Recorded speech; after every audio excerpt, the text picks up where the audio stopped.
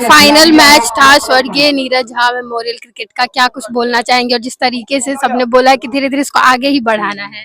हाँ, ये तो पहले तो धन्यवाद दूंगी यहाँ पे जितने भी अतिथिगण आए थे, हमारे मेयर साहब, उप मेयर साहब, और ये आईपीएस रिटायर्ड है, देखा है आपने कितनी देर से नारकोटिक्स विभाग में वो भी बैठे हुए थे, कंटिन्यू डॉक्टर्स बैठे हुए थे। तो ये सब भी इनसे क्या होता है कि प्रमोट करते हैं ना, तो अच्छा लगता है। आज का यूथ जो खेल रहा है तो उनको अच्छा लगता है कि हमारे सीनियर्स वरिष्ठ जो है हमें मोटिवेट करने के लिए हमारे सामने बैठे हुए गार्जियन के रूप में। और जैसे आपने देखा है कि गाँव घर में ऐसा टैलेंट निकल के आ रहा है, और हम यहीं से जो बाहर जाके खेलते हैं तो यहाँ के लोग सपना देखते हैं कि वहां तक हम जा सकते हैं कि नहीं जा सकते, लेकिन आपने देखा अपने ग्राउंड पे अपने गांव को रिप्रेजेंट कर रहे हैं सब, कोई झंझारपुर, कोई मधुबनी। तो ऐसे करके अच्छा लगता है, और उनको भी गांव जो है वो शहर तक चला जाता है। तो अच्छा है, यहाँ पे करना चाहिए। गांव में बच्चे और भी जो यहाँ रह जाते हैं उनको भी इसमें भाग लेंगे, और वही जाके कहीं कोई विराट कोहली बनेंगे, सचिन तेंदुलकर बनेंगे। बोला जा रहा है कि और आगे इसको बढ़ाना है, सर का जो लेगेसी है, तो उस पर क्या बोलेंगे?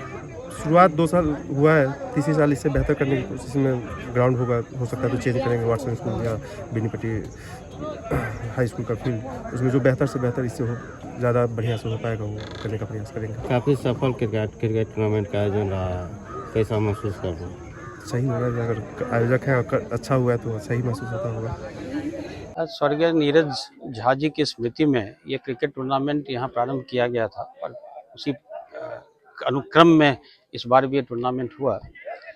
इसमें 2-3 चीज़ें बहुत महत्वपूर्ण हैं। एक तो मधुबनी जिले के इस क्षेत्र में जो प्रतिभा है, खास करके क्रिकेट जैसे गेम में, जहाँ लगभग सभी युवा वर्ग, पूरे देश के युवा वर्ग जुड़े रहते हैं, तो उसको प्रोत्साहित करना।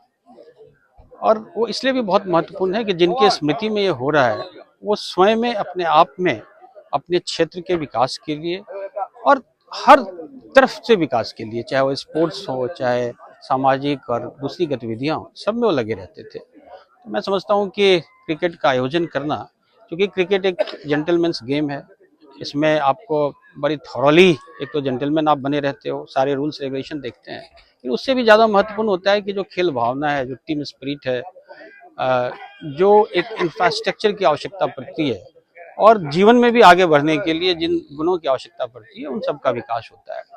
क्रिकेट केवल एक गेम नहीं है, क्रिकेट एक संस्कृति है, और उस मायने में क्रिकेट इस जगह पर आयोजित करना। दूसरी एक जो बहुत महत्वपूर्ण चीज़ है कि बिहार के इस एरिया में अभी तक खेल में हम सबकी बहुत उपलब्धियां नहीं रही हैं, तो इसका एक कारण यह है कि हम अपने खिलाड़ियों को कोई प्लेटफॉर्म नहीं दे पाते। तो जिस भी रूप में, जहाँ पे भी आप प्लेटफॉर्म दे सकते हैं वो दें, और देखेंगे कि जब जिस नैसर्गिक अगर प्रतिभा होगी तो वो आगे उभर के सामने आएगा।